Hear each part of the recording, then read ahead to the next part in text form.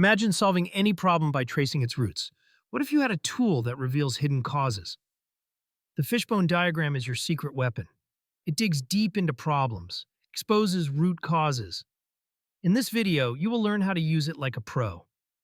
Welcome to the Lean Six Sigma world, your ultimate destination for mastering Lean Six Sigma. By the end of this video, you will learn: what is fishbone diagram? Why fishbone diagram matters? How to create a fishbone diagram. Best practices and common pitfalls to avoid, and finally the conclusion. But before we dive in, do not forget to like, share, and subscribe to our channel. And hit that notification bell so that you never miss our power-packed videos. Let's get started. What is a fishbone diagram?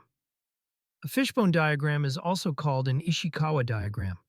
It looks like a fish skeleton. The head represents the main problem. The bones represent categories of potential causes.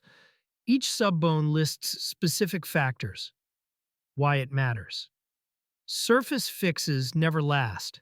Only root causes endure. This tool targets the source. It prevents repeat issues. It aligns teams around one clear picture. It boosts confidence in solutions. How to create a fishbone diagram? So there are 6 easy steps available to create a fishbone diagram. Step 1. Define the problem. Write the problem statement at the head of the fish. Make it clear and concise. Keep it focused on a single issue. This sets the stage for analysis. Step 2. Select major categories. Choose standard categories like man, method, machine, material, measurement, and environment. Adjust categories to fit your context. Each category becomes a main bone. Step 3. Brainstorm potential causes. Gather your team. Use open questions. Ask why the problem occurs. Record all ideas under the relevant bones. Do not judge ideas yet.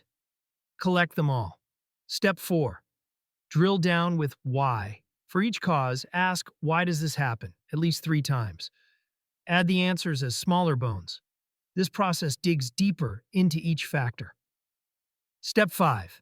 Analyze and prioritize. Review the completed diagram. Look for clusters of bones. Identify which causes appear most often. Use data if available. Prioritize causes that impact the problem most. Step 6. Develop action plan. Assign owners for each root cause. Define specific actions and deadlines. Use the diagram as a reference. Track progress and adjust as needed. What are the best practices of fishbone diagram? Keep the problem statement precise. Use cross-functional teams. Update the diagram as new information emerges. Store it in a shared space. What are the common pitfalls to avoid? Skipping the why step too soon. Limiting brainstorming to only managers, ignoring environmental factors. Failing to follow up on actions. In conclusion, the fishbone diagram is more than a chart. It's a roadmap to real solutions. It uncovers hidden flaws and drives continuous improvement. Now, are you ready to master root cause analysis?